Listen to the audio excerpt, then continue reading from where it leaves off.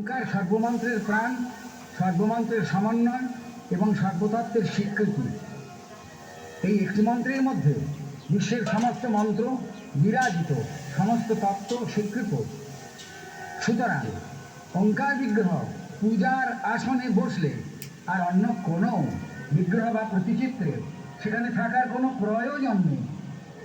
আর নানাবিধ বিগ্রহ বা প্রতিচিত্র এক জায়গায় জড়ো করলে কৌলিন্য অকৌলিন্য নিয়ে দ্বিধা আসবে। কি দরকার সেই দ্বিধা, দ্বন্দ্ব, সংঘর্ষ সৃষ্টি করার? সমবেত উপাসনা সবাইকে এক করার জন্য প্রবর্তিত। যে কেহ এই উপাসনায় যোগদান করুক তাকে পূজার উপচার নিশ্চয়ই সঙ্গে করে নিয়ে আসতে হবে। আরেকজনের বাড়িতে উপাসনা হচ্ছে, এই যুক্তিতে আমি শূন্য হস্তে যাব, এ চলবে না। হয় একগুচ্ছ দুর্বা, নয় 3টি বিল্লদল,